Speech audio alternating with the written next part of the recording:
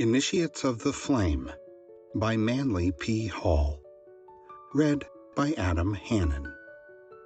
Originally published in 1922 by the Philosophical Research Society. I will be reading the updated 3rd edition, released in 1934. As a general disclaimer, the views and opinions expressed in this book belong to the author and may not always reflect those of Master Key Society or its affiliates. This recording is a production of Master Key Society for the purpose of research, study, and discussion. Preface. The Initiates of the Flame was my first literary effort, and it is indeed gratifying that through the years it has been out of print, a demand sufficient to justify its republication should have persisted. It is therefore again presented to the public entirely re-illustrated and with considerable editorial revision. 12 years have passed since the first publication of this little work on mystical symbolism. During this interim, I have considerably extended the scope of my researches into the subject matter of which the work treats. However, in reviewing the book today, I do not feel moved to make any change in the basic viewpoints set forth. The Initiates of the Flame is a little essay on the mystery of fire. To all ancient peoples, fire was a symbol of the Divine One dwelling in the innermost parts of all things. Robert Fludd, a Rosicrucian mystic, writing in the 17th century, declared that the fire of the philosophers was divided into 3 parts. First, a visible fire, which is the source of physical light and heat. Second, an invisible or astral fire, which enlightens and warms the soul. Third, a spiritual or divine fire, which in the universe is known as God and in man as spirit. The initiates who took their oaths in the presence of the flame renounced the lesser concerns of ordinary life, and, freed from the attachments of this material sphere, these purified souls became custodians of that symbolic flame of wisdom which is the true light of the world. This light is a manifestation of the one universal life, that active agent whose impulses are the cause of all sidereal phenomena. Where in antiquity this flame of light, this spirit fire, was the object of a universal adoration and was worshipped as the very presence of God himself, it now lies buried beneath the ruins of man's fallen temple. Obscured by the paramount interests of the flesh, it emits but the faintest gleam in this non-philosophic age. Manly Hall. The Initiates of the Flame. Introduction. Few realize that at the present stage of civilization, there are illumined souls who walk the earth, like the priests of the ancient temples, watching and guarding the sacred fires that burn upon the altar of humanity. They are the purified ones, who have renounced the life of this sphere in order to guard and protect the flame, that spiritual principle in man now hidden beneath the ruins of his fallen temple. The mysteries of antiquity have seemingly perished. The faith, however, of the Golden Age, the first religion of man, can never wholly die. As we think of the nations that are gone, of Greece and Rome, and the grandeur that was Egypt's, we sigh as we recall the story of their fall, and we watch the nations of today wondering which will be the next to draw its shroud about itself and join that great ghostly file of peoples that are dead. But everywhere, even in the rise and fall of nations, we see through the haze of materiality the figure of justice. Everywhere we see the principle of fulfillment. The altar of the everlasting one is lifted up in the midst of the world. A great hand reaches out from the unseen and regulates the affairs of man. It reaches out from that great spiritual flame which nourishes all created things, the never-dying fire that burns on the sacred altar of cosmos, that great fire which is the Spirit of God. If we turn again to the races now dead, we shall discover the cause of their destruction. The light had gone out. When the flame within the body is withdrawn, the body dies. When the light was taken from the altar, the temple no longer was the dwelling place of a living God. Degeneracy, lust and greed, hates and fears crept into the souls of ancient Greece and Rome, and black magic overshadowed Egypt. The light upon the altar grew weaker and weaker. The priests lost the word, the name of the flame. Little by little the flame flickered out, and as the last spark grew cold, a once mighty nation was extinguished, buried beneath the dead ashes of its own spiritual fire. But the flame did not die. Like spirit, of which it is the essence, it cannot die, because it is life, and life cannot cease to be. In some wilderness of land or sea it rested once more, and there again arose a mighty nation around that flame. So history goes on down through the ages. As long as people are true to the flame, it remains. But when they cease to nourish it with their lives, it passes on to other lands and other worlds. The worshippers of this flame are now called heathens. Little do we realize that we ourselves are heathens until we are baptized of the Holy Spirit, which is fire. For fire is light, and the children of the flame are sons of light, even as God is light. There are those who for ages have labored with man to help him kindle within himself this spark, which is his divine birthright. These are the ones who by their lives of self-sacrifice and service have awakened and tended this fire, who through ages of study have learned the mystery it contains, and whom we now call the initiates of the flame. For ages they have labored with mankind to help him uncover the light within himself, and on the pages of history they have left their seal, the seal of fire. Unhonored and unsung, they have labored with humanity, and now the stories of their lives are used as fairy tales to amuse children. The time will come, however, when the world will know the work they did and realize that our present civilization is raised upon the shoulders of the mighty demigods of the past. Like Faust we stand with all our lore, fools no wiser than before, because we reject the truths they taught and the evidence of their experiences. Let us honor these sons of the flame, not by words, but by living, so that their sacrifice shall not be in vain. They have shown us the way. They have led man to the gateway of the unknown, and then in their robes of glory passed behind the veil. Their lives were the keys to their wisdom, as they must ever be.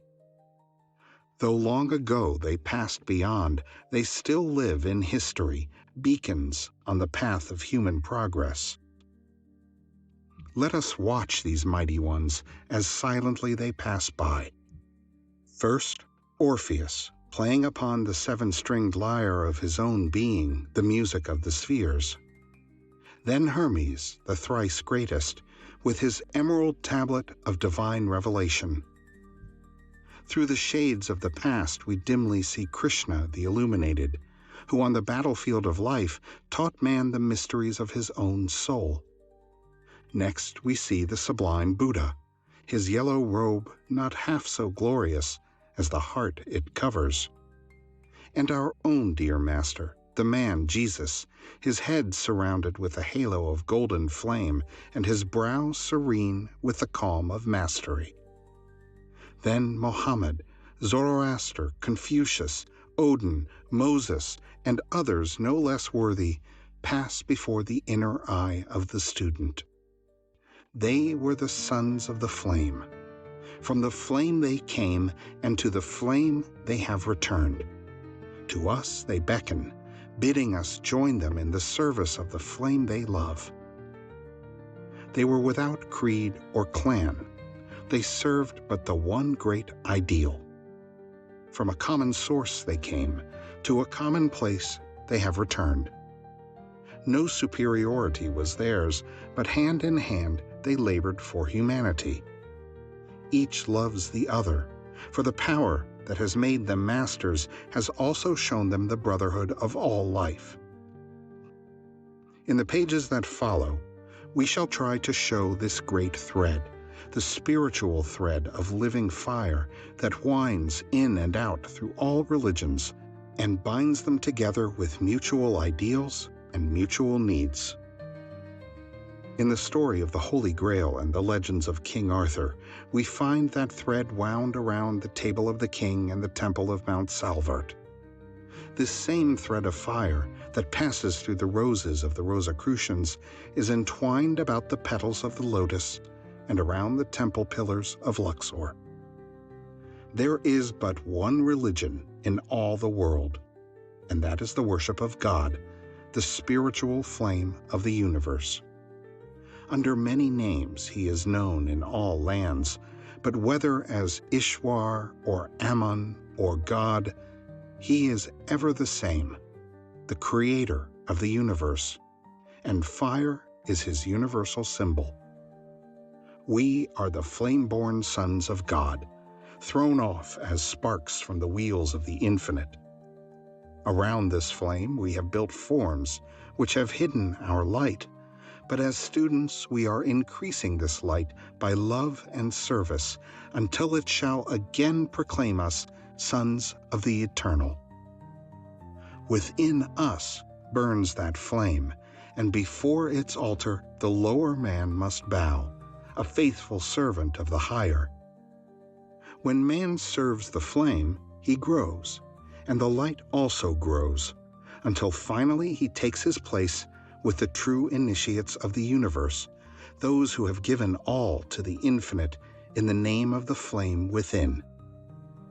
Let us therefore seek this flame and also serve it, realizing that it is in all created things, that all are one because all are parts of that eternal flame, the fire of spirit, the life and power of the universe. Upon the altar of this flame, the writer offers this book and dedicates it to that one fire which blazes forth from God and which is now hidden within each living thing. Foreword. The greatest of mystery schools. The world is the schoolroom of God. Our being in school does not make us learn, but within it is the opportunity for all learning. This school has its grades and its classes, its sciences and its arts, and admission to it is the birthright of man. Its graduates are its teachers, and its pupils are all created things. Its examples are found in nature, and its rules are God's laws. Those who would be matriculated into the higher colleges and universities must first, day by day and year by year, work through the common school of life and present to their new teachers the diplomas they have won. Upon this diploma is written the name that none may read save those who have received it. The hours may seem long and the teachers cruel, but each of us must walk the path, and the only ones qualified to go onward are those who have passed through the gateway of experience, God's great school for man. The fire upon the altar. As far back as our history goes, we find that fire has played the most important role in the religious ceremonials of the human race. In practically every religion, we find the sacred altar fires, which were guarded by the priests and vestals with greater care than their own lives. In the Bible, we find many references made to the sacred fires used as one form of devotion by the ancient Israelites. The altar of burnt offerings is as old as the human race, and dates from the time when primordial man, lifting himself out of the mists of ancient Lemuria, first saw the sun, the great fire spirit of the universe. Among the followers of Zoroaster, the Persian initiate, fire has been used for centuries in honor of the great fire god, Ormuzd, who is said by them to have created the universe. There are two parts or divisions of humanity whose history is closely related to that of the wisdom teachings. They embody the doctrines of fire and water, the two opposites of nature. Those who follow the path of faith, or the heart, use water and are known as the sons of Seth, while those who follow the path of the mind and action are the sons of Cain, who was the son of Samael, the spirit of fire. Today we find the latter among the Alchemists, the Hermetic philosophers, the Rosicrucians, and the Freemasons. It is well to understand that we ourselves are the cube altar upon which and in which burns the altar fire. For many centuries, the initiate of fire has been nourishing and guarding the spiritual flame within himself, as day and night the ancient priests tended the altar fires of Vesta's temple. Know that the flame that burns within you and lights your way is the ever-burning lamp of the ancients.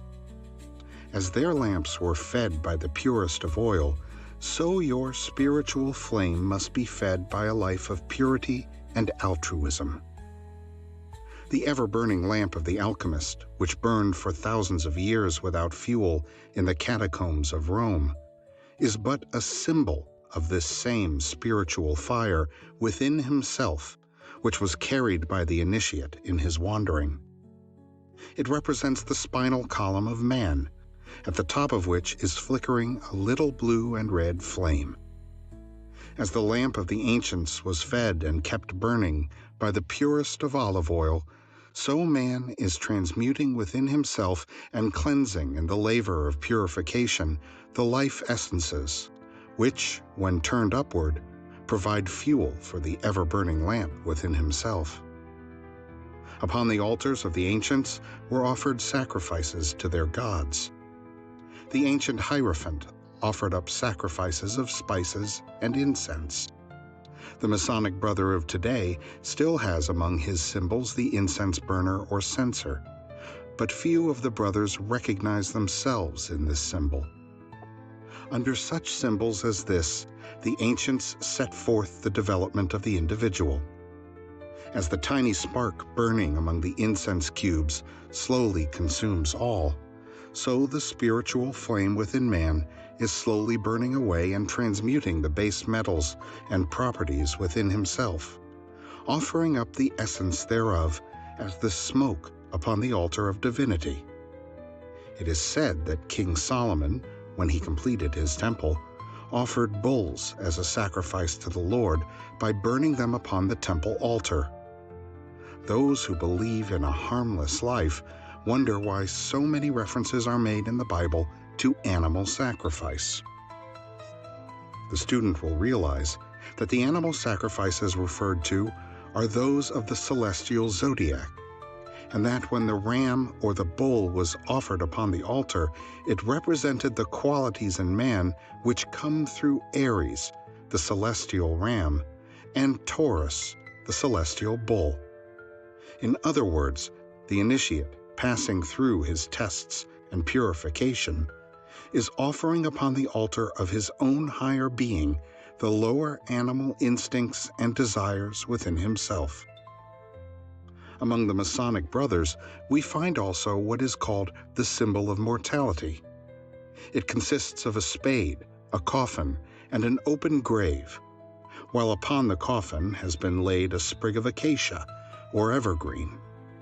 In the picture we see the spade of the gravedigger, which has been considered the symbol of death for centuries. Let us take the spade that now digs our graves through the passions and emotions of life and use it to unearth the secret room far below the rubbish of the fallen temple of the human soul. In the Book of Thoth, that strange document which has descended to man at his present stage of evolution as a deck of ordinary playing cards, we find a very wonderful symbolism. Of all the suits of cards, the spade is the only one in which all the court cards face away from the pip. On all the other kings and queens, the faces are looking at the little marker in the corner of the card, but in the spade suit, they look away from it. It is said that the spade has been taken from the acorn, but the occult student has a different idea. He sees in the spade, which has for ages been the symbol of death, a certain part of his own anatomy. If you will turn again to the picture of the spade, you will note, if you have ever studied anatomy, that the gravedigger's spade is the spinal column, and the spade-shaped piece used on the deck of cards is nothing more or less than the sacrum bone. This bone forms the base of the spinal column and is also the head of the spear of the passion. Through it and the foramina which pierce it pass the roots of the spinal nerve, which are indeed the roots of the tree of life. This is the center through which are nourished and fed the lower vertebrae of the spine, the sacral and coccygeal bones that dig the graves for all created things. This point has been beautifully symbolized by the gravedigger's spade, which has been used by the brothers of many mystic organizations. The currents and forces working through these lower spinal nerves must be transmuted and lifted upward to feed the altar fire at the positive or upper end of the spine. The focusing of thought or emotion upon higher or lower things, as the case may be, determines where this life energy will be expended. If the lower emotions predominate, the flame upon the altar burns low and flickers out, because the forces which feed it have been concentrated upon the lower centers. But when altruism predominates, the lower forces are raised upward and pass through the purification which makes possible their use as fuel for the ever-burning lamp. Thus we see why it was a great sin to let the lamp go out, for the pillar of flame, purified and prepared after the directions of the Most High, which hovered over the tabernacle, is the spiritual flame, which, hovering above man, lights his way wherever he may go. This is the light that has gone out. It is the candle that is hidden under the bushel. This is the true light that forever dispels the darkness of ignorance and uncertainty. Let the light shine forth through a purified body and a balanced mind, for this light is the life of our brother man. The sun of our solar system, that is, the spiritual sun behind the physical globe, is one of these flames. Its beginning was no greater than that of the flame in the human soul, but through the power of attraction and the transmutation of its ever-increasing energies, it has reached its present proportions.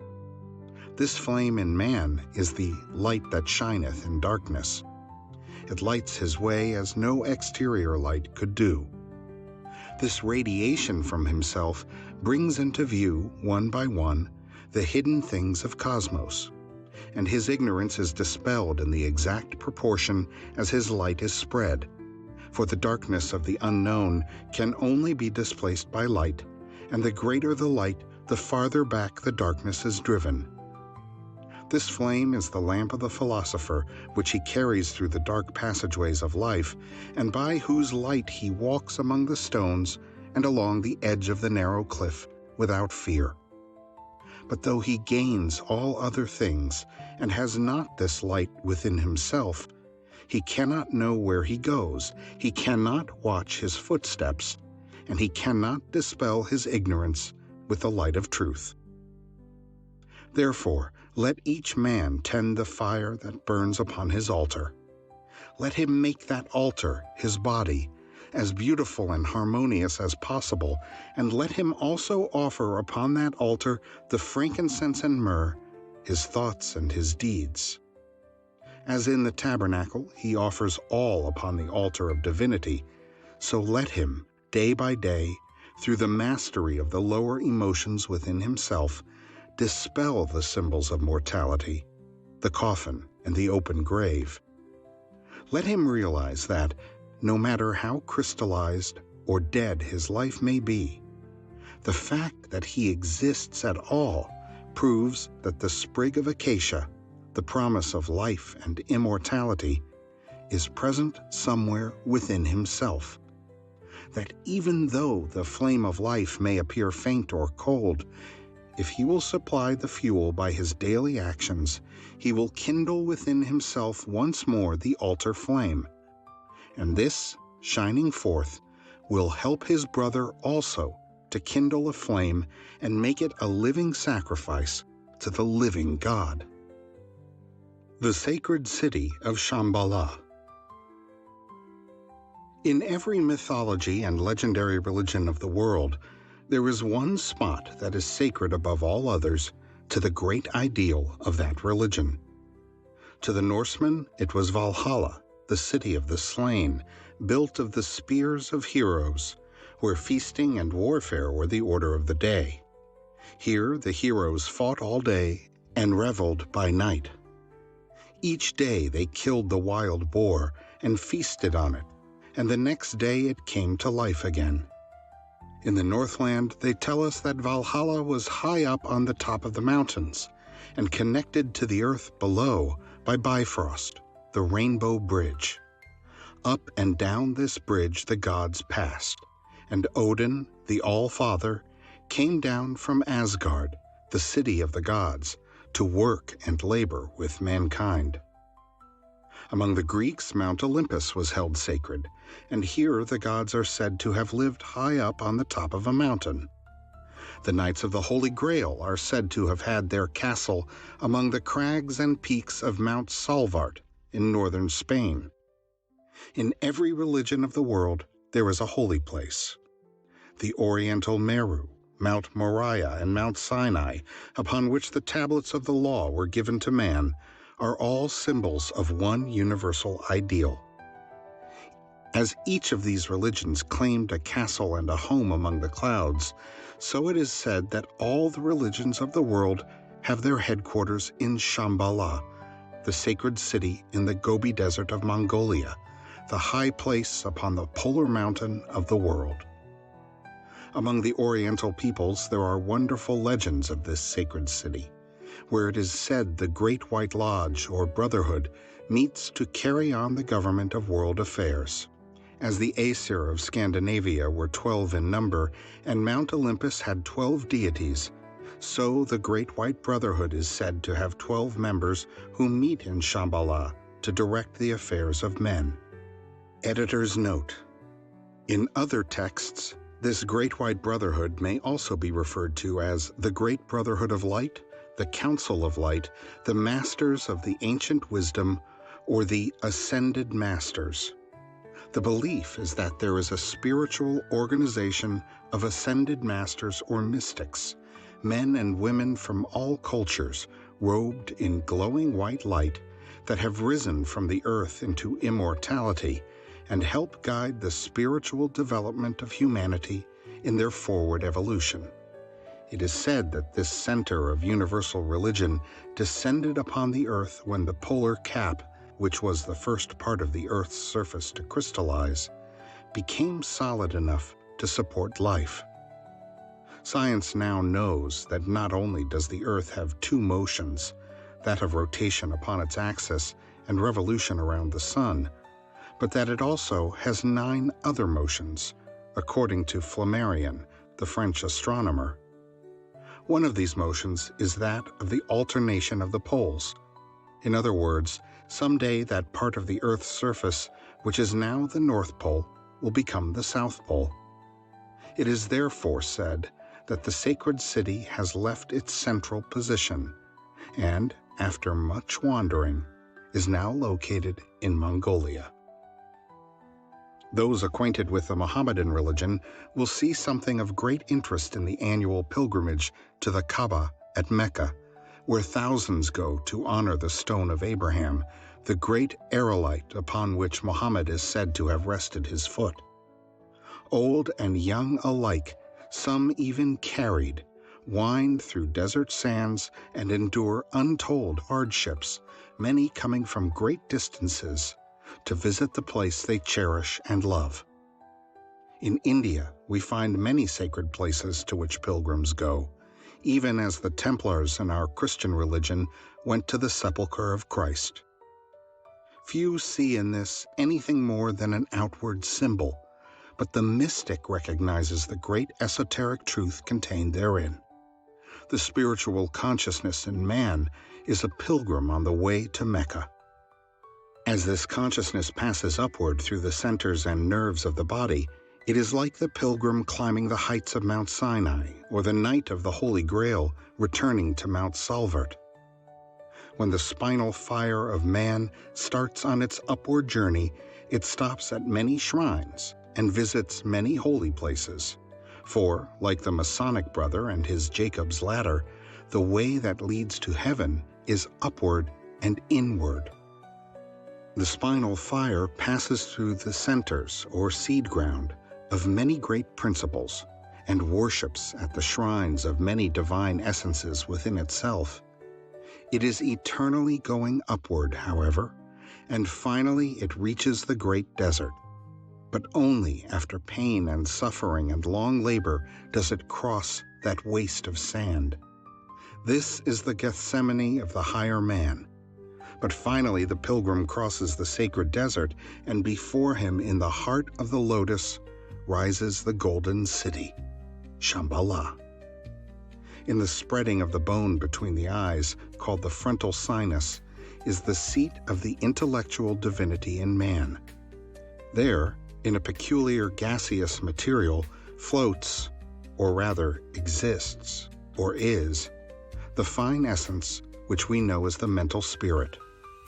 This is the lost city in the sacred desert, connected to the lower world by the rainbow bridge or the silver cord. And it is to this point in himself that the aspirant is striving to rise. This is the sacred pilgrimage of the soul, in which the individual, leaving the lower man and the world below, climbs upward into the higher man, or higher world, the brain. This is the great pilgrimage to Shambhala. And as that great city is the center for the direction of our earth, so the corresponding great city in man is the center for his governmental system. When any other principle governs man, he is not attuned to his own higher self, and it is only when the gods, representing this higher principle, come down the rainbow bridge and labor with him, teaching him the arts and sciences, that he is truly receiving his divine birthright. In the Orient, the disciple looks forward with eager longing to the time when he will be allowed to worship before the gates of the sacred city, when he shall see the initiates in silent conclave around the circular table of the zodiac, when the veil of Isis shall be torn away and the cover lifted from the Grail cup. Let the seeker remember that all these things must first happen within himself before he can find them in the universe without. The 12 elder brothers within himself must first be reached and understood before those of the universe can be comprehended. If he would find the great initiates without, he must first find them within. If he would see that sacred city in the lotus blossom, he must first open that lotus within himself, which he does petal by petal when he purifies and attunes himself to the higher principles within. The lotus is the spinal column, with its roots deep in materiality and its blossom in the brain. Only when he sends nourishment and power upward can that lotus blossom within himself, and its many petals give out their spiritual fragrance. May your consciousness be lifted upward through the tree of life within yourself, until in the brain it blossoms forth as the lotus, which rises from the darkness of the lower world and lifts its flower to catch the rays of the sun. You will sometimes see strange little Chinese gods or Oriental Buddhas sitting on the blossom of a lotus. In fact, if you look carefully, you will find nearly all the Oriental gods are so depicted. This means that they have opened within themselves that spiritual consciousness which they call the Kundalini. The little hats worn by the Hindu gods also are made to represent an inverted flower, and here, once more, like the rod of Aaron that budded, we see references made to the unfolding of the spiritual consciousness within. When the lotus blossom has reached maturity, it drops its seed, and from this seed, new plants are produced. Similarly, within the spiritual consciousness, when the soul plant is finished, its principles are released as seed and drop back into the sea of spirit. The buds on the rod of Aaron are the 7 centers within yourself, which, when you develop their spiritual powers, shine out as centers of fire within your own being. The ancients have used flowers to symbolize these spinal centers, which, when they shine out, show that the dead stick, cut from the tree of life, has budded, or that the disciple has vivified the vortices of creative energy, the chakras along the spine. In the Western world, the lotus has been changed to the rose. The roses of the Rosicrucian, the roses of the Masonic degrees, and also those of the Order of the Garter in England all stand for the same thing: the awakening of spiritual consciousness and unfolding into full bloom the soul qualities of man. When man opens this bud within himself, he finds, like the golden pollen in the flower, this wonderful spiritual city, Shamballa, in the heart of the 1,000-petaled lotus of the brain. When this pilgrimage of his spiritual fire is accomplished, man is liberated from the top of the mountain as in the ascension of Christ. It is then that the spiritual man, freed by his pilgrimage from the wheel of bondage, rises upward from the midst of his disciples, the convolutions of the brain, with that great cry of the initiate which for ages has sounded through the mystery schools when the purified adept goes onward and upward to become a pillar in the temple of his God. With that last cry, the true mystery of Shamballa, the sacred city, is understood. The new master joins the ranks of those who, in white robes of purity, their own soul bodies, have sounded the eternal tocsin, consummatum est. It is finished. The mystery of the alchemist. There are few occult students today who have not heard of the alchemist, but there are very few who know anything about the strange men who lived during the Middle Ages and concealed under chemical symbolism the story of the soul. At a time when to express a heretical religious thought was to court annihilation at the stake or wheel, the alchemists labored silently in underground caves and cellars to learn the mysteries of nature, which the religious opinions of their day denied them the privilege of explaining. Let us picture the alchemist of old, deep in the study of natural lore. We find him among the test tubes and retorts of his hidden laboratory. Around him are massive tomes and manuscripts by ancient writers. He is a student of nature's mysteries and has devoted years, perhaps lives, to the work he loves. His hair has long since grayed with age. By the light of his little lamp, he reads slowly and with difficulty the strange symbols on the pages before him. His mind is concentrated upon one thing, and that is the finding of the philosopher's stone. With all the chemicals at his command and their various combinations thoroughly understood, he is laboring with his furnace and his burners to make out of the base metals the philosopher's gold. At last he finds the key and gives to the world the secret of Gilead's balm and the immortal stone. Salt, sulfur, and mercury are the answer to his quest. From them he makes the philosopher's stone, From them he extracts the elixir of life. With their power, he transmutes the base metals into gold. The world laughs at him, but he goes on in silence, actually doing the very things the world believes impossible. After many years of labor, he takes his little lamp and silently slips away into the great unknown. No one knows what he has done or the discoveries that he has made, but he, with his little lamp, still explores the mysteries of the universe. As the close of the 15th century enshrouded him with mystery, so the dawn of the 20th is crowning him with the glory of his just reward, for the world is beginning to realize the truths the alchemist knew, and to marvel at the understanding which his years of labor had earned for him. Man has been an alchemist from the time when first he raised himself, and with his long, latent powers, pronounced himself as human. Experiences are the chemicals of life, with which the philosopher experiments. Nature is the great book whose secrets he seeks to understand through her own wondrous symbolism. His own spiritual flame is the lamp by which he reads, and without which the printed pages mean nothing to him. His own body is the furnace in which he prepares the philosopher's stone. His senses and organs are the test tubes, and incentive is the flame from the burner.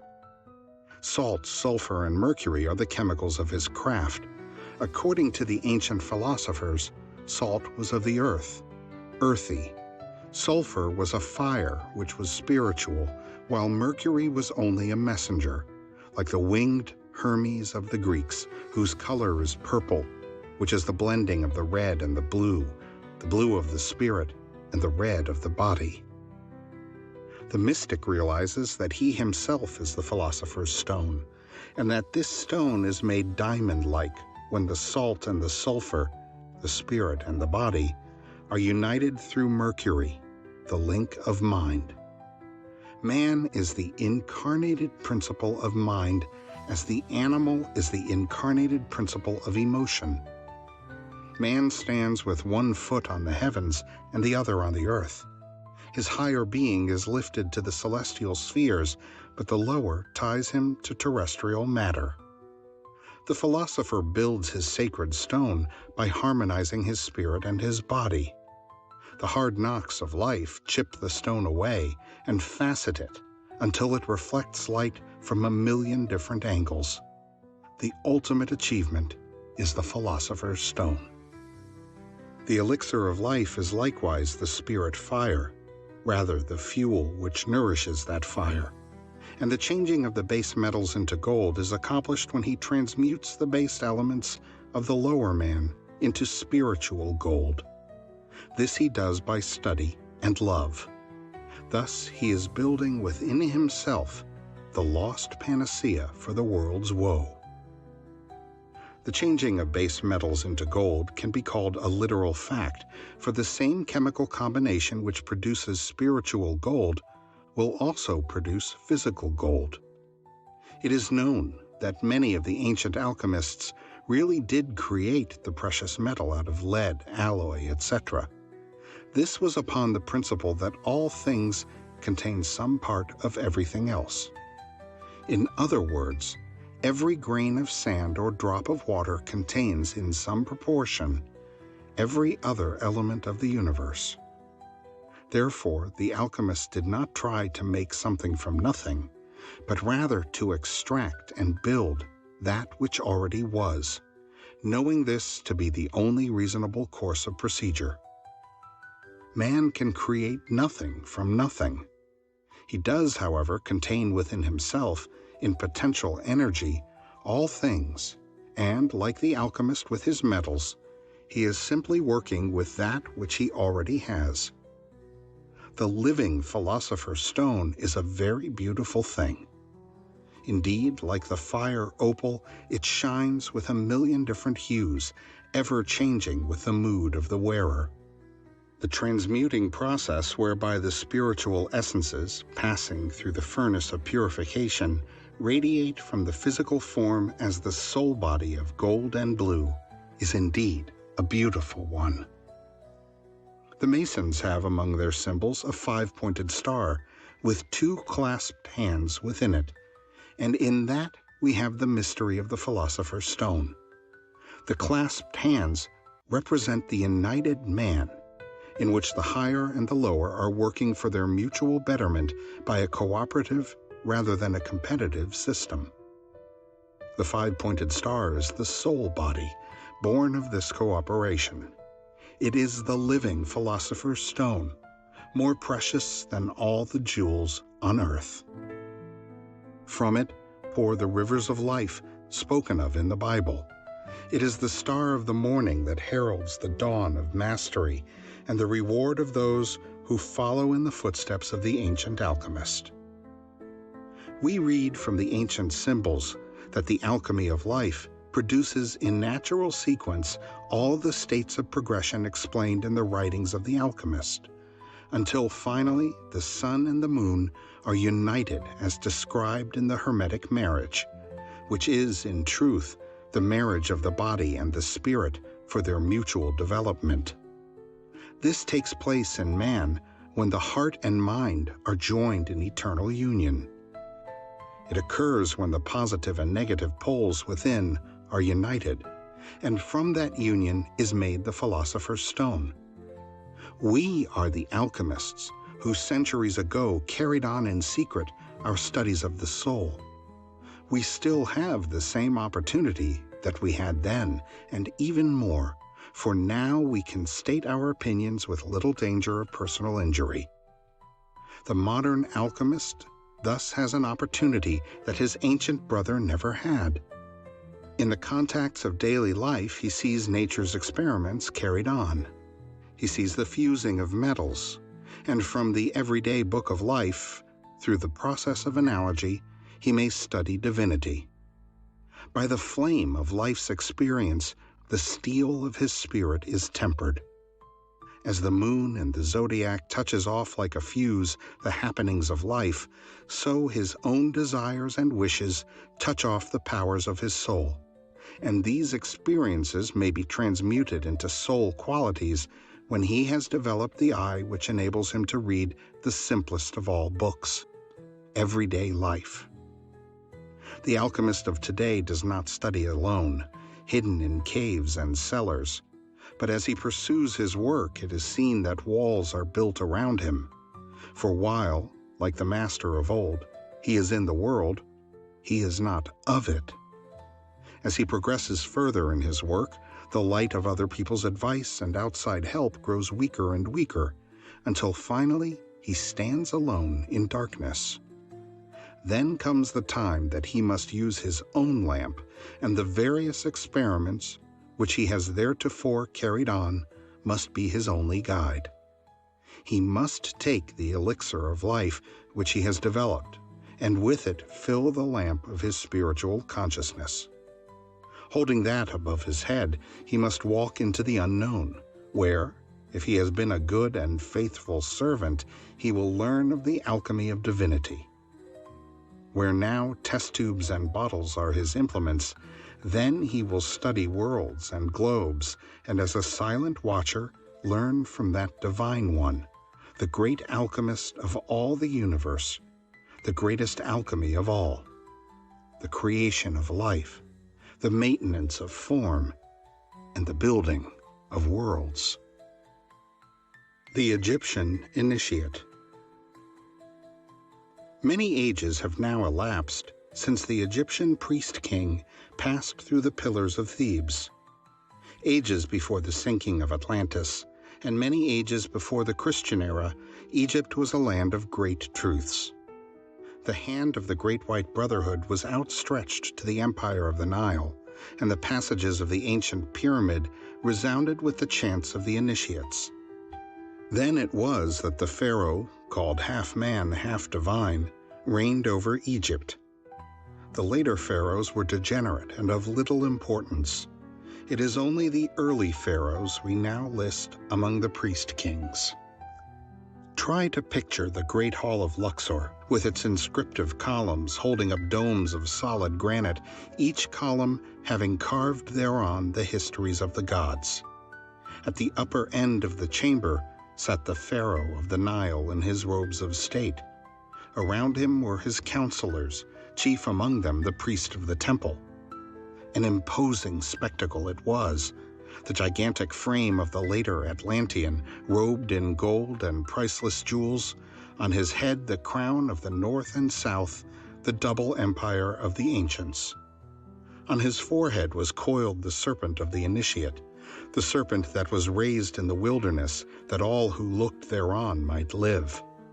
This uraeus represented the sleeping serpent power in man, which, coiled head downward around the tree of life, drove him from the garden of the Lord, but which, raised upon the cross, became the symbol of the Christ. The encircled serpent is the crown of the ancient gods. It shows that the two paths or parts of the spirit fire have been united. This crown is the symbol of mastery, and the union takes place within the student when the life forces are lifted to the brain. The Pharaoh was an initiate of Scorpio, and the serpent is the transmuted Scorpio energy, which, working upward in the regenerated individual, is called the Kundalini. This serpent was the sign of initiation. It meant that within the initiate the serpent had been raised, for the true Pharaoh was a priest of God as well as a master of men. He sat upon the cube altar throne, indicating his mastery over the four elements of his physical body, a judge of the living and of the dead. In spite of all his power and glory and the grandeur of the world's greatest empire, still he bowed in humble supplication to the will of the gods. In his hand he carried the triple scepter of the Nile, the flail or whip, the shepherd's crook, and the Anubis-headed staff. These were the symbols of his work. They represented the powers which he had mastered. With the whip, he had subjugated his physical body. With the shepherd's crook, he was the guardian and keeper of his emotional body. With the Anubis-headed staff, he was master of his mind and worthy to wield the powers of government over others, because, first of all, he obeyed the laws himself. With all his robes of state, the scarab upon his breast, and the all-seeing eye above his throne, there was still nothing so precious or sacred to the ancient Egyptian priest-king as the triangular girdle or apron, the symbol of his initiation. The apron of the ancient Egyptian carried with it the same symbolism as the Masonic apron of today. It symbolized the purification of the bodies when the seat of the lower emotions, Scorpio, was covered by the white sheepskin of purification. This plain insignia, the symbol of his purification, though worn by many others inferior to him in rank and dignity, but equal to him in spiritual achievement, was the most treasured possession of the Egyptian priest-king. There he sat enthroned, adorned with the symbols of his purification and mastery, a wise king over a wise people. It was through these priest-kings that divinity worked, for they were of the order of Melchizedek. Through them was formulated that doctrine which degeneracy has been unable entirely to obliterate, and which we know as the divine right of kings. Divine because by reason of their spirituality and growth, God was able to manifest through them. Conscious instruments were they, in the hands of a superior power, willing and proud to do the work of those superior beings with whom they had attuned themselves through knowledge and truth. But as with every nation, the time came when selfishness and egotism entered the hearts of king and people alike. Slowly, the hand of the Great White Brotherhood that had fed ancient Egypt was withdrawn. Slowly, the powers of darkness transformed its former magnificence into crumbling ruins, and the names of once mighty kings were buried beneath the oblivion of degeneracy. Mighty cataclysms shook the world, and out of the land of darkness the Great White Brotherhood led the faithful few into the Promised Land. Egypt, once the land of hope and glory, disintegrated into dust. The great temples of the pharaohs are naught but ruins, the temples of Isis broken heaps of sandstone. But what of the priest-kings who labored there in the days of its glory? They are still with us, for those who were leaders before are leaders now if they have continued to walk in the path. Though his scepter be gone and his priestly vestments molded away, still the priest-king walks the earth with the dignity, the power, and the childlike simplicity that formerly made him great. Though he no longer wears the robes of his order, and though he be without credentials, yet is he now as much a priest-king as then, for he still bears the insignia of his true rank. Knowledge and love have replaced the coiled serpent of the past. The hand that bestowed gifts of riches then does little acts of kindness now. Though he no longer carries the triple scepter of self-mastery, still he manifests that mastery in his daily life. Though the altar fires within the temple at Karnak have long since been dead, the true fire still burns within himself, and still he bows before it as in the days of Egypt's splendor. Though the priest be no longer his counselor, and the wise ones of his country no longer aid him in problems of state, yet is he never alone, for the priests in white and the counselors in blue still march by his side, whispering words of strength and courage when he needs them. Have you not seen people whom, somehow, you instinctively liked? Have you not seen charming people whom, in spite of their charms, you disliked? Have you not seen apparently learned people who were really ignorant, and again other people who, though unschooled, you felt to be wise? Truth and love are the insignia of rank, which the loss of title or position cannot destroy. With or without crowns, they were kings. Still they are kings, and so will remain to the end of time. And still they manifest their rank not by their arrogance, but by the soul qualities radiating from them. The purity of life and motive still radiates from those of old who wore the apron of the initiate. For while that triangular apron with the serpent drawn upon it has long since rotted away, the spiritual counterpart of that symbol is still seen in the radiance of their daily lives, thus proving beyond all dispute that as they were priest-kings then, so are they today. In every walk of life we find them, in the high places and in the low. But wherever found, they are still the mouthpieces of the gods, and through them comes the promise to all who strive.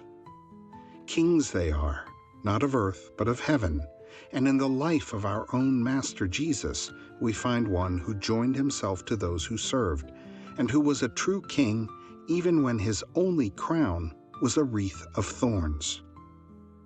Still in the invisible ether about the Pyramid of Giza, the initiations continue.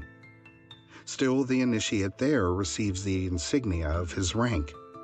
Before that fire within himself he makes his vows, and upon the burning altar of his own higher being he lays his crown and his scepter, his robes and his jewels, his hates and his fears, sanctifying his life as a priest-king and swearing to serve none but the God within his own higher self. The Ark of the Covenant. One of the most interesting symbols which has come down to us from the ancients is that of the Ark, or the box that was said to contain the sacred relics. Many people believe that this belongs particularly to the Jewish nation, but this is a great mistake, because the Ark has been the birthright of every country. Like the Jewish people, all races lost much of their power and glory when they lost the sacred Ark. In ancient Chaldea and Phoenicia, the Ark was well known. India celebrates it as the lotus. The ancient Egyptians tell how the moon god Osiris was imprisoned in an ark. In all the mystery religions of the world, individually and cosmically, the ark represents the fountainhead of wisdom. Over it, the Shekhinah's glory hovers as a column of flame by night and a pillar of smoke by day. When the priest-kings and initiates, surrounded by those faithful to the truth, take the sacred ark away from an old civilization, they carry it into other lands and to other peoples, where its presence becomes the foundation of a great order of spiritual enlightenment. In every creed and every religion, crystallization goes on. We find small groups of people separating themselves from their fellow men. Clinging to the old, they refuse to advance with the new. Whenever we find this crystallization, we also find the spirit of truth carried away to another people and embodied in other doctrines. The staves by which the ancient ark of the Israelites was carried or transported were never removed until it was finally placed in Solomon's temple. Likewise, never does the spirit fire in man come to rest until finally it is enthroned in the holy place of his solar temple.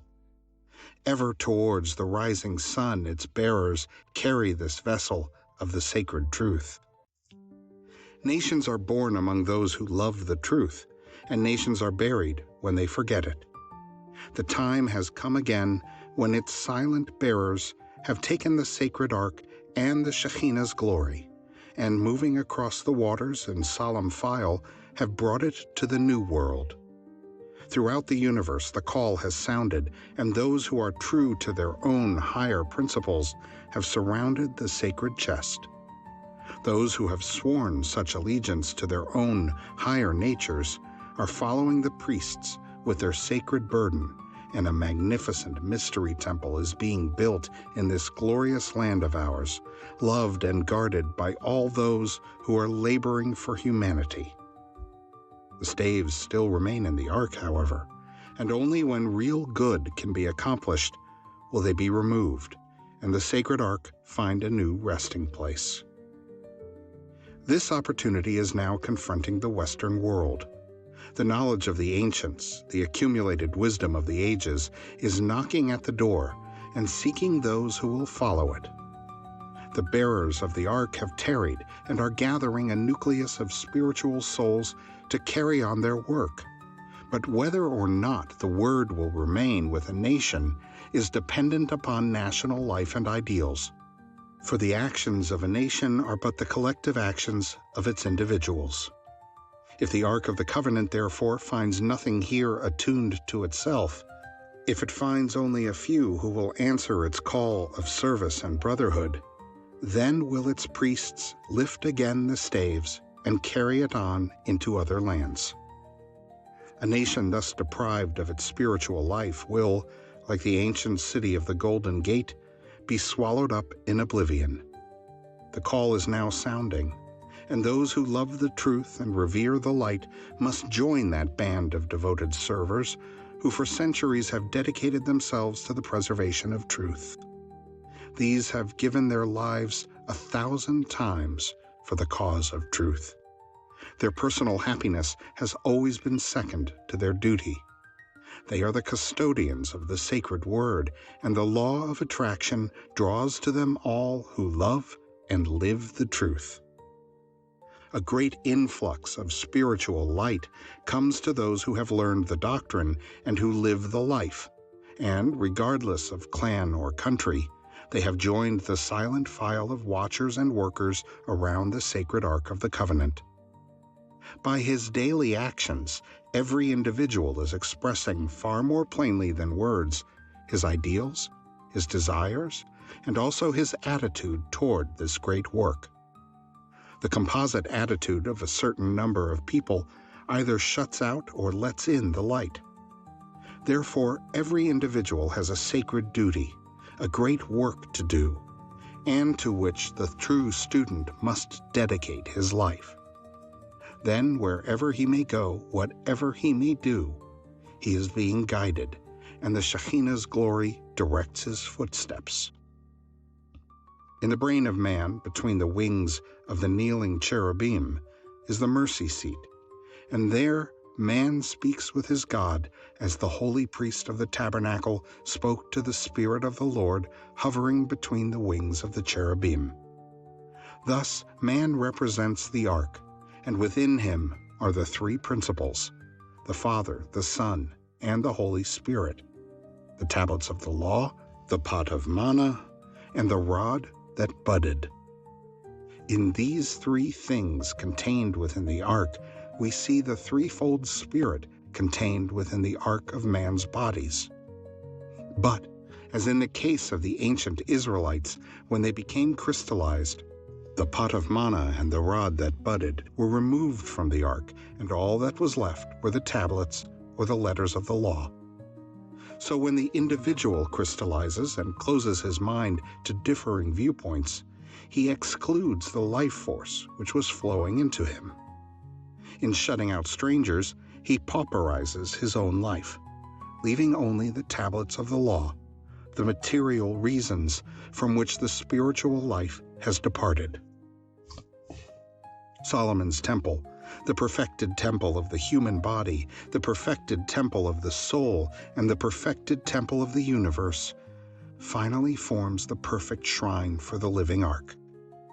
There, at the head of a great cross, it is placed, and there in man it becomes permanently fixed.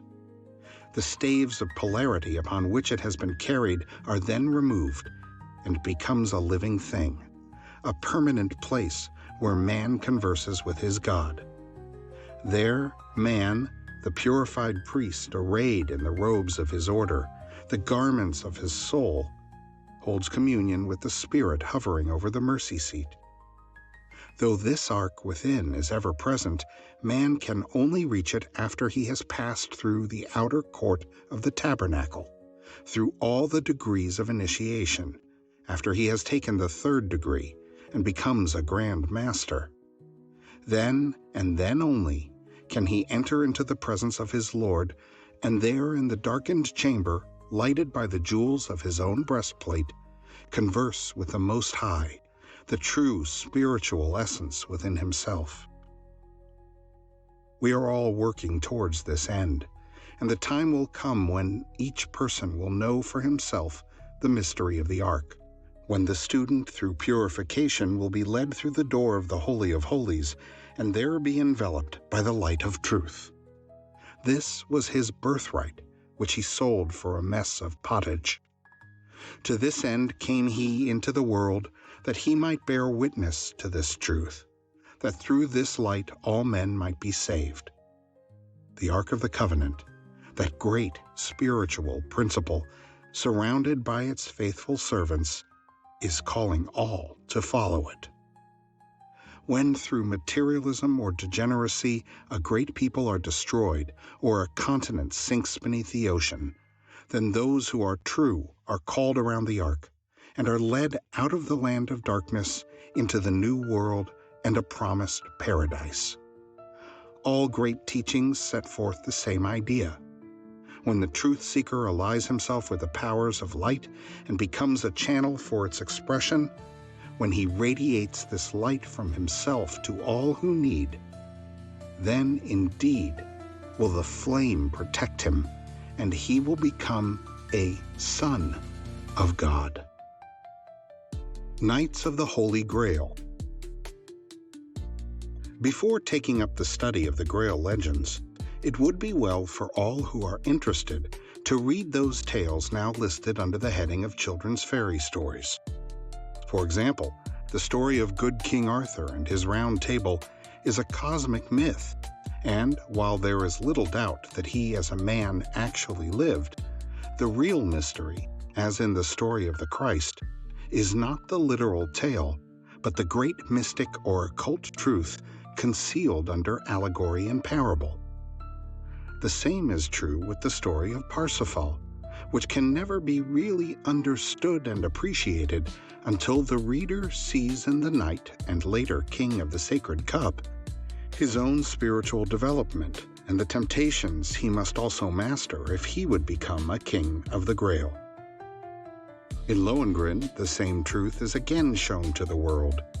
It is the path of initiation, along which each must pass on his road to self-mastery. To every nation and in every tongue, sacred legends have been given to teach man the path he must follow. The blind Homer of the Greeks, who told of the wanderings of Ulysses, gave the same great truths to the world. The skalds of ancient Norway and Sweden and the prophets of the Jews used the same means. Everywhere, from the sacred books of the East to the legends of the American Indians, we find one great connected truth told to many different peoples in ways best suited for their development. Such a truth is the legend of the Round Table, given to King Arthur as a wedding gift. All true mystics know what that wedding was. Not of earth, but the wedding of the spiritual to the intellectual within the initiate himself, when the spirit and the body are united eternally, each swearing to honor and protect the other. Such a marriage was the union of Arthur and Guinevere in the legend of the king. Let us first of all consider the coming of Arthur the king. We read in the legend regarding Merlin the magician, the wise man, who had charge of the coming king during his youth. Merlin represents the hand of the elder brothers, who, realizing that a great ego had come into the world, consecrated themselves to the task of preparing him for his mission. It was under the direction of Merlin, the mastermind, that the anvil and stone with the sword thrust into it were raised in the city square when it became necessary for a new king to be selected. It was he also who called all the brave knights of the land together and told them that the one who could draw forth the sword would be king. And of all the knights assembled, Arthur, the half-grown boy, was the only one who could release the sword. There is a very wonderful mystery of the soul contained within that divine allegory. Let us read the letters that were engraved upon the sword. Whoso pulleth out this sword of this stone and anvil is rightwise king born of England. The cube stone is the body. It has been so symbolized for centuries, and today among the Masons, the ashlar is the symbol of man. Experience is the anvil, and it is upon this anvil that the sword is tempered. The sword is spirit, and he who would be king in the true spiritual sense of the word must first show his divine power by freeing the sword of spirit from the casings of the lower man and the world. It is the same symbol as that later used by Sir Galahad, the guileless knight, the personification of the purified man, who comes without a sword, but who later arms himself with the sword of spirit, which he draws from the cube block floating down the river of life past Camelot. Sir Galahad had the strength of 10 because his heart was pure, and the knight of today must follow in his footsteps. If you have read the story of King Arthur, you will remember how he was given Excalibur, the enchanted sword, and how it came up out of the water, held by a hand draped in white. Excalibur represents light and truth, which are the weapons of the true initiate. In England, there still hangs on a wall the Round Table of King Arthur. In the very center of the table is a beautiful rose painted in natural colors. This symbol is that of the Rosicrucians, the ancient alchemists, and there is a direct connection between the legend of the British king and the ancient philosophers of fire. Let us turn our attention for a moment to the history of the Holy Grail, or the cup from which Christ drank at the Last Supper, and which was said to have caught his blood when he hung dying upon the cross. Ancient legends tell us that this cup was made from a sacred stone, which had been the crown jewel of Lucifer, the dynamic energy of the universe. It was said that the green stone had been struck from the crown of Lucifer by the archangel Michael during the famous battle in heaven.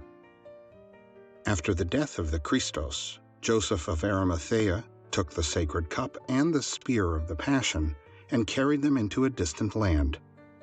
With his sacred relics, he wandered through Europe and is said to have finally died. Those who followed him after many centuries of tribulation carried the sacred relics to Mount Salvert in northern Spain, where they remained until Parsifal finally took the Grail and spear back to the east, where they are now preserved. It is around this cup and spear that the legends of Parsifal and King Arthur have been written, and it is through a study of this fact that we are able to better understand the mystery of the Great White Lodge, of which the Round Table of King Arthur and the circular temple of the Knights of the Grail are symbols. Although we no longer have the cup as a physical symbol, it is not gone from among us. As in the days of old, the brave knights of the Round Table went out to fight for right, so those knights who belong to the Great White Brotherhood go out into the world today in the name of truth and labor with mankind, seeking to right the wrongs of the world. It is said that the knights of King Arthur's court always fought on the side of virtue and purity, as also did those who rode out of Mount Salvert.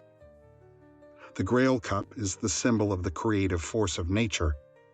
It is also the symbol of the human race, which is slowly learning the mysteries of creation.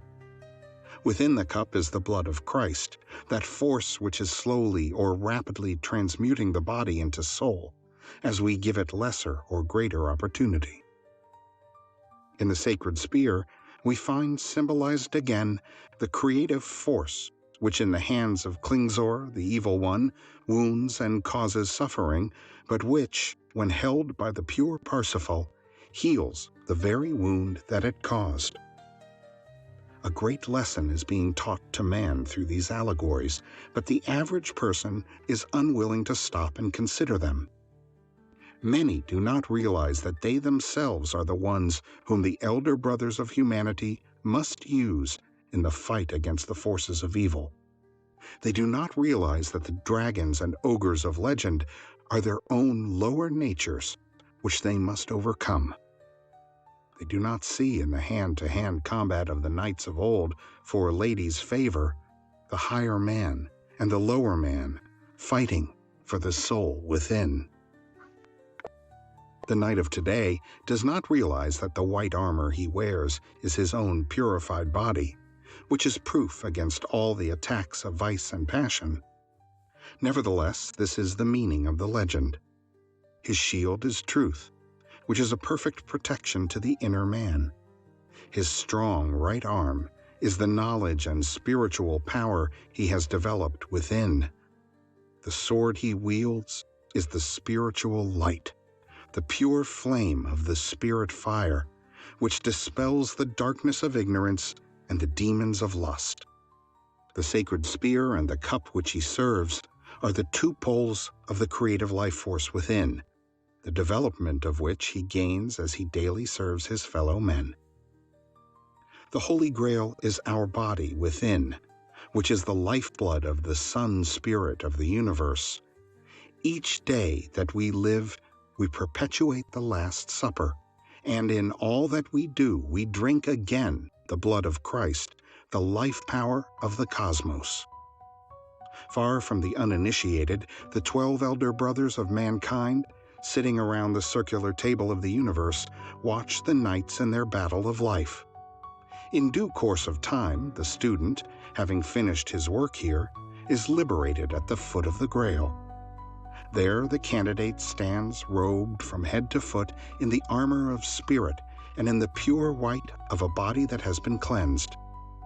Then the cloth is lifted from the sacred cup, and he is illuminated by the light which would otherwise have killed him had he seen it without purification. Then, taking his place among the knights of the Round Table, he joins those who give up all to labor for humanity. When in sickness and in suffering we beseech the great unknown to send us help, then indeed our knight comes to us as Lohengrin came to Elsa. When our loved ones pass into the unknown, there stands the brother of the Grail, the invisible helper, who through lives of labor has earned the right to become a member of that great band of servers gathered around the table of the king, and who, while the body is wrapped in sleep, still labors in his search for light and truth, and prays for the day when he will also become a king of the Holy Grail. The mystery of the pyramid. In the development of the occult student, there comes a time when he understands one of the great secrets of the initiates, namely, that every sacred thing outside of himself stands for some organ or function within himself. This is likewise true in the case of the Great Pyramid, except that this particular pile of stone, said by man to be the oldest building on the surface of the earth, is the great symbol of composite man. In other words, it stands for man as a unit. Let us first consider the pyramid simply from the exterior standpoint. When we first look, it seems to be one great stone. But as we examine more closely, we see that it is made up of thousands of smaller stones, each one carefully fitted into place. Here is the first likeness between the pyramid and man. We ordinarily consider man to be a unit, but when we examine him more closely, we find that he is an aggregation of infinitely smaller units, each working in harmony with the others. The analogy prevails everywhere. We take a successful life and think of it as an entirety, but when we analyze it, we find it composed of a vast number of lesser achievements, each contributing its mite to the masterpiece. As thousands of workmen were used in the building of the pyramid, so unnumbered workmen are engaged in the building of our bodies, which are symbolic of the same building. There are many pyramids all over the world. We find them in South America and Mexico. We find mounds also which were made to represent them among the American Indians, and in Europe and Britain we find remnants of the same things. However, there is but one real pyramid among them all. Even the others in Egypt are but copies of the Great Pyramid and were used as tombs for the pharaohs, but no body was ever found in Cheops, nor were there ever any signs that it had been so used. Let us continue our analogy between the pyramid and man. In the accompanying illustration, you will see the pyramid laid flat, and that it is made of 4 triangles laid around the base square. The 4-sided base of the pyramid represents the 4 primary elements of which man's bodies are composed. These are hydrogen, nitrogen, oxygen, and carbon, or earth, water, fire, and air. These are called the base of all things, and upon this base the 4 bodies of man are raised, each from its own element. Thus, the physical body is raised from the element earth, the vital body from water, the emotional body from fire, and the mental body from air. There are also 12 lines used in the drawing of the 4 triangles, which stand for the 12-fold constitution of man when it is complete: the 3-fold body, the 3-fold mind, the 3-fold soul, and the 3-fold spirit. It also gives us the 12 signs of the zodiac, divided into their respective groups. Out on the desert stands the Sphinx, the guardian of the threshold, mentioned by Bulwer Lytton. It represents the bodies of man, and is that strange being which must be passed before the disciple can go on in his development. The 4 fixed signs, of which the Sphinx is a symbol, are Taurus, the bull, Leo, the lion, Scorpio, the eagle, Aquarius, the man, or the human head. We have considered the sacral bone, which is symbolized by the gravedigger's spade. Here is a picture of the head of the Sphinx and also the inverted sacral bone when it has been turned upward. In the inverted sacrum, we see the Sphinx, and in it also the inverted Masonic keystone. All this is very interesting, but unless the inner meaning is realized, its true value is lost. It is not by chance, however, that these things should be so. Most students have heard of the dweller on the threshold, that creature built by our own wrong actions and mistakes. Out on Egypt's desert it stands and bars the way to the pyramid, the temple of the higher man. And the message that it gives to the world is, I am the bodies. If you would go on to the temple, you must master me, for I am your animal nature. Again, the Sphinx symbolizes man, with the mind and spirit of the human rising out of the animal desires and emotions. It is the riddle of the ages, and once more, man is the answer. It is said that in ancient times the Sphinx was the gateway of the pyramid, and that there was an underground passage which led from the Sphinx to Cheops. This would make the symbolism even more complete, for the gateway to the spirit is through the bodies, according to the ancients. Let us now enter the pyramid, and, passing through the corridors, come to the king's chamber, as it is called.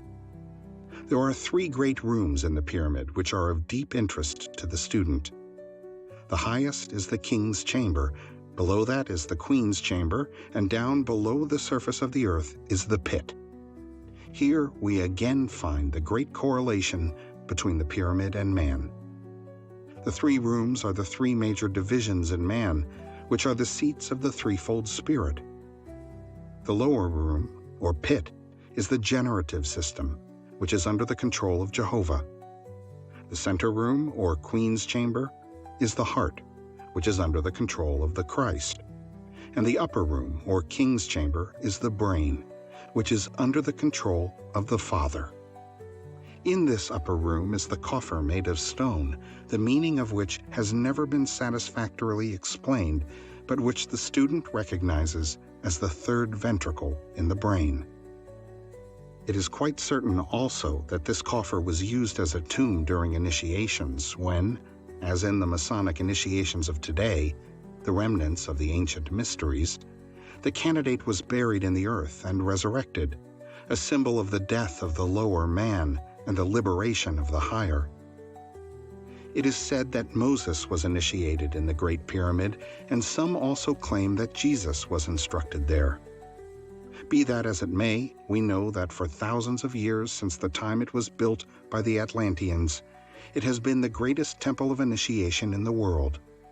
It also seems that its work is not yet finished, for it is still a mute teacher of the mysteries of creation. It is said by many to be the original Solomon's temple. This, however, we know is not true, for while it may be the first and original material temple, the true Temple of Solomon is the universe, the solar man's temple, which is slowly being rebuilt in man as the temple of the soul of man. Probably no point is as important in connection with the pyramid as that of the cornerstone. On the very top of the Great Pyramid is a comparatively flat space about 30 feet square. In other words, the true stone, which is the head of all the corners, is missing. On the reverse side of the Great Seal of the United States of America is again the pyramid from which the top has been separated. This stone is the spirit in man, which fell from its high estate and has been lost beneath the rubbish of the lower man. This is the true capstone, which is now hidden in the pit of man's temple, and which he must exhume and raise aloft again as the true crown of his spiritual pyramid. Omar Khayyam, the Persian poet, gives the secret of the keystone when he says, "From my base metal shall be filed a key, which shall unlock the door he howls without." Upon the cross of matter that forms our bodies hangs the key to all the mysteries of creation. It is our duty to take this key, and with it unlock the door that conceals from us the unknown. This key is the spirit. The importance of the capstone is better understood when we see that it completes all the triangles at once, and without it, not one of them is complete. Man can raise this capstone of his spiritual temple only when he summons together the thousands of workmen within himself and binds each and every one of them to the service of the higher man. There must be no traitors to murder the builder, and Lucifer, the one rejected by man as the devil, is the one who must, through the planet Mars, supply the dynamic energy which man must transmute from the fire of passion into the flame of spirit. Then, taking the tools of his craft, he must cut and polish his own being into the capstone of the universal temple. It is interesting to note how the casing stones that once made the Great Pyramids so beautiful and true were carried away to build cities nearby, even as the soul body of man, the casing stones of his spiritual